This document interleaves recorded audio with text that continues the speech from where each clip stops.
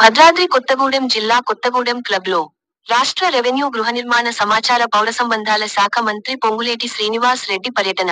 చుంచుపల్లి లక్ష్మీదేవిపల్లి సుజాతనగర్ పాల్వంచ మండలాల ఇందిరమ్మ ఇండ్ల లబ్ధిదారులకు మంజూరు పత్రాలు పంపిణీ. మంత్రి పొంగులేటి మాట్లాడుతూ, ఇందిరమ్మ ఇండ్ల ఆరంభం ప్రతి ఒక్క పేద అర్హులకు దశల వారీగా ఇండ్ల మంజూరు చేస్తామని, గత 10 ఏళ్లలో మాటలకు బొమ్మలతో డబుల్ బెడ్రూమ్ల పేరుతో కాలయాపన చేసి ఓట్లు దండుకున్నారని, మొదటి విడతలో ప్రతి నియోజకవర్గానికి 3,500 మరల ప్రతి నియోజకవర్గానికి 1,500 ఇందిరమ్మ ఇండ్లు మంజూరు చేస్తున్నాం కలెక్టర్లకు ఆదేశాలు జారీ చేశామని, ఇందిరమ్మ ఇండ్ల నిధులు నేరుగా లబ్ధిదారుల ఖాతాల్లోకి లంచం అడిగితే కేసులు పెట్టాలని ప్రజలకు తెలిపారు. ప్రజల సంక్షేమానికి రైతు భరోసాకు పెద్ద పీట. ఆర్థిక ఇబ్బందులు ఉన్న అభివృద్ధి, సంక్షేమ పథకాలు అమలు చేస్తున్న ప్రభుత్వ కాంగ్రెస్ ప్రభుత్వం అని అన్నారు. అనంతరం ఇల్లు మంజూరు పత్రాలను లబ్ధిదారులకు అందజేశారు.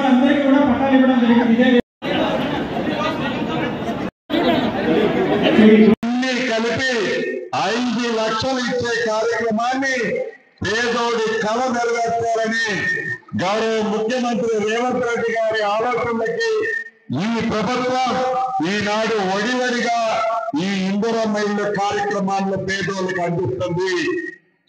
తక్కువలో తక్కువ 400 చదరపు అడుగులు కట్టుకోవాలి, ఎక్కువలో ఎక్కువ 600 చదరపు అడుగులు లోపే కట్టాలి. ప్రతి ఇంట్లో ఒక చిన్న కిచెన్, ఒక బాత్రూమ్ కూడా ఉండాలి. ఇంతకు మించి వేరే రకమైన ఏ నిబంధనలు దీంట్లో లేవు. డబ్బులిచ్చే బాధ్యత మీ ప్రభుత్వాన్ని, మాది.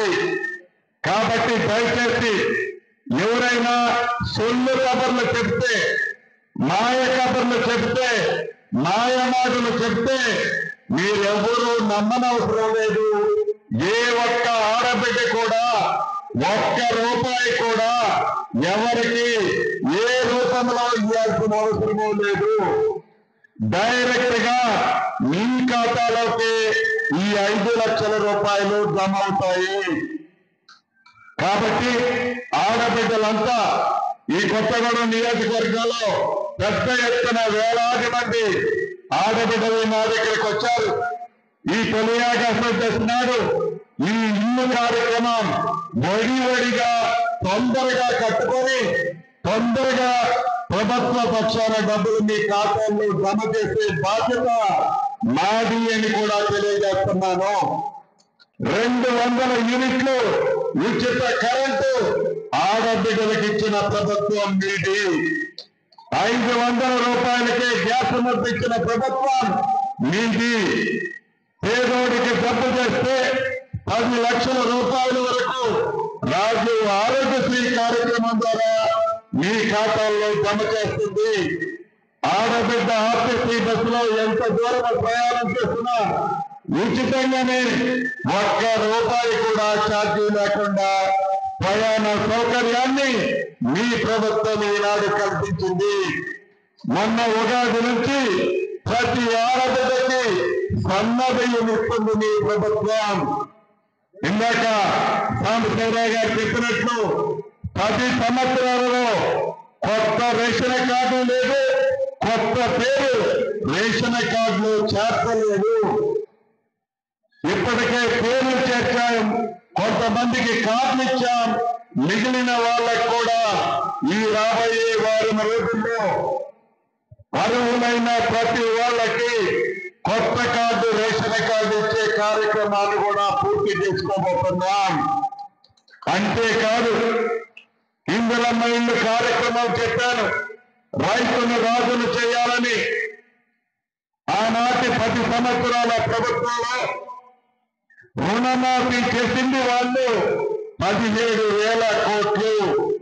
నింపినలతో ఉన్న ఇందిరమ్మ ప్రభుత్వం 10 నెలల్లో 21,000 కోట్ల రూపాయలు రుణమాఫీ చేసింది. ఈ మధ్య ఎలా అవాక్కులు చవాకులు పేరుతున్నారో చూస్తున్నాం.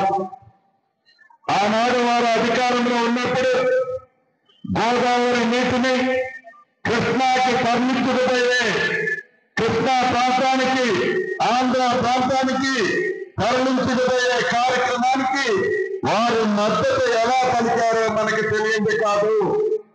గోదావరి బేసిన్ నీటిని పెన్నా బేసిన్ నీటికి తీసుకెళ్లే కార్యక్రమానికి అసలు శ్రీకారం చుట్టిందే ఆనాటి ప్రభుత్వాలు ఆ తరవారి సమక్షంలోనే జరిగింది.